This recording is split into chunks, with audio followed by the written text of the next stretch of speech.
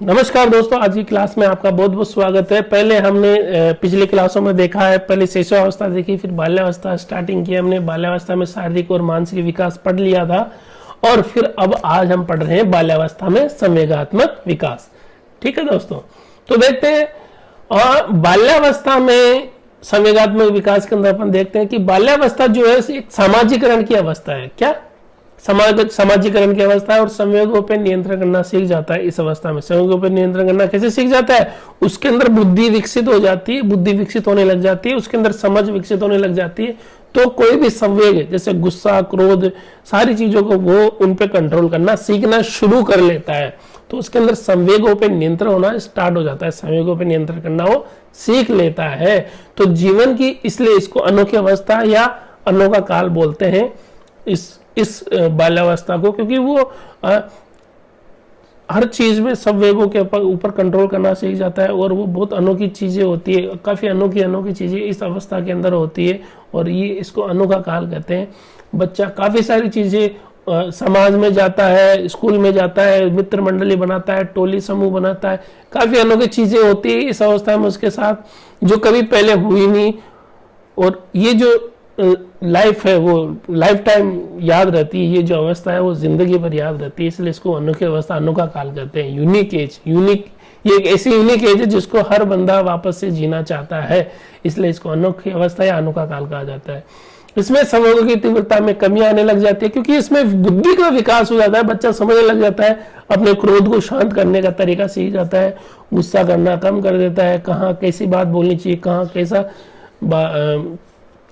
कैसे अपने आप को रिप्रेजेंट करना है, बात करना, समाज के अंदर कैसे बैठना उठना बैठना, वो सारी चीजें सीख जाता है। तो वो अपने जो संवेग है उनकी तीव्रता में कमी आने लग जाती है क्योंकि शेष अवस्था के अंदर संवेग बिल्कुल हर तरीके से उसके संवेगों पे कोई कंट्रोल होता नहीं क्योंकि उसके अंदर बुद्धि का विकास उतना नहीं होता है। तो शिशुअवस्था के अंदर तो बालकों के संवेग सबसे तीव्र होते हैं, ठीक है, लेकिन यहाँ पे उसके अंदर जैसे जैसे बुद्धि का विकास होता जाता है वो संवेग कम होते जाते हैं। तो इसमें बाल्यावस्था में बुद्धि का विकास होने लग जाता है, इसलिए उसके अंदर संवेग कम हो जाते हैं। तो आइए दोस्तों, आगे है संवेगों पर नियंत्रण बुद्धि करती है और बुद्धि विकसित हो जाती, बुद्धि का विकास होने लग जाता है उसके अंदर। जैसे मैंने आपको बताया, वो परिवार में, समाज में जाता है और विद्यालय में जाता है, वहाँ वो चीज़ों को ऑब्जर्व करता है, हर चीज़ का उसको ऑब्जर्व करने से उसके अंदर मानसिक जो उसकी क्षमता है वो विकसित हो जाती है, उसकी बुद्धि विकसित होती है, तो वो उन पे कंट्रोल करने सीख जाता है, ठीक है। और इसके अंदर द्वेष की भावना विकसित होती है। द्वेष की भावना जैसे कि भाई बहनों के अंदर देख लो आप, किसी को कम दे दिया, किसी को ज्यादा दे दिया, तो एक दूसरे में द्वेष पैदा होता है, भाई बहनों के बीच में झगड़ा होता है, दोस्तों में द्वेष होना शुरू हो जाता है, जैसे मित्र मंडली में द्वेष होना शुरू हो जाता है। तो इस प्रकार से द्वेष की भावना विकसित सबसे पहले कहाँ होती है? बाल्यावस्था के अंदर होती है। तो जैसे कि भाई बहनों के अंदर लड़ाई होती है, बराबर सम्मान पाने की इच्छा होती है, बराबर चीजें, कोई भी चीजों बंटवारा बराबर करना। तो इस प्रकार से भाई बहनों में झगड़े उत्पन्न होते हैं और निराशा उत्पन्न होती है, अपनी इच्छा की पूर्ति न होती है बच्चे की, तो उसको निराशा होती है। निराशा जो संवेग कहाँ से स्टार्ट होता है? बाल्यावस्था से स्टार्ट होता है। फिर इस अवस्था तक आते आते बच्चों को असफलता का भय होता है, ठीक है।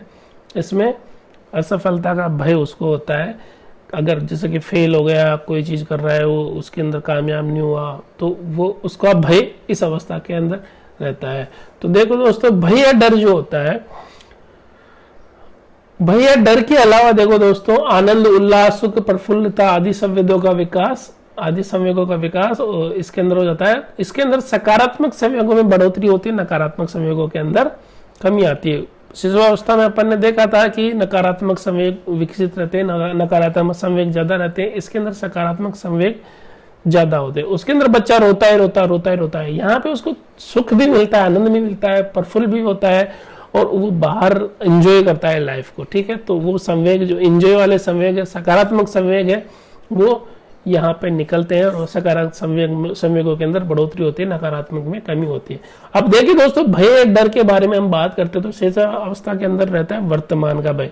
वर्तमान का भय मतलब अभी का भय, जो वर्तमान में, क्योंकि उसको भविष्य से लेना देना नहीं होता शिशु को कोई भी, क्योंकि 5 साल का बच्चा है, कोई भविष्य से कोई लेना देना नहीं होगा। आज क्या चल रहा है किसी टॉपिक में, क्या कोई सी चीज, उस वक्त का जो भय होगा उस वक्त का भय शिशुअवस्था में होगा। लेकिन बाल्यावस्था के अंदर जो भय होता है वो असफलता का भय होता है, फेल होने का भय होता है, कोई चीज कर रहे हो उस चीज में नाकामयाब होने का भय होता है, तो वो कब होता है? बाल्यावस्था में होता है। और जो किशोरावस्था में बच्चा 18 साल का हो जाता है तो उसको अपना फ्यूचर की टेंशन सताने लग जाती है, अपना फ्यूचर में क्या करना है, तो उसको भविष्य का भय रहता है। कब? किशोरावस्था में। तो शिशुअवस्था में कौन सा भय था? वर्तमान का भय।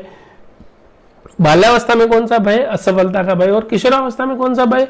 भविष्य का भय। ठीक है दोस्तों, तो ये दोस्तों देखा हमने बाल्यावस्था में संवेगात्मक विकास, और इसमें देखा अपन ने कि बाल्यावस्था है वह सामाजिकरण की अवस्था है, संवेगों पर नियंत्रण करना सीख जाता है, जीवन की अनोखी अवस्था है, अनोखा काल इसको बोला जाता है। संवेगों की तीव्रता में कमी आने लग जाती है, संवेगों पर नियंत्रण क्योंकि बुद्धि करती है, और बुद्धि इस अवस्था में विकसित होने लग जाती है क्योंकि बच्चा परिवार में रहता है, परिवार से समाज में जाता है, विद्यालय जाता है, उससे उसको बुद्धि विकसित होती है और संवेगों पर नियंत्रण होता है। इसके अंदर भाई बहनों के अंदर द्वेष की भावना विकसित हो जाती है, दोस्तों में द्वेष की भावना विकसित हो जाती है, भाई बहनों में झगड़ा हो जाता है, बराबर सम्मान पाने की इच्छा होती है, इस चक्कर के अंदर दोनों में द्वेष होता है, झगड़ा होता है, और निराशा उत्पन्न होती है। अपनी अगर इच्छा की पूर्ति न होती है तो बालक बालिकाओं के अंदर निराशा होती है इस अवस्था के अंदर। और इसके अंदर जो भय होता है वो असफलता से होता है, और इसके अंदर सकारात्मक संवेग है, आनंद, उल्लास, सुख, प्रफुल्लता, उनके अंदर बढ़ोतरी होती है।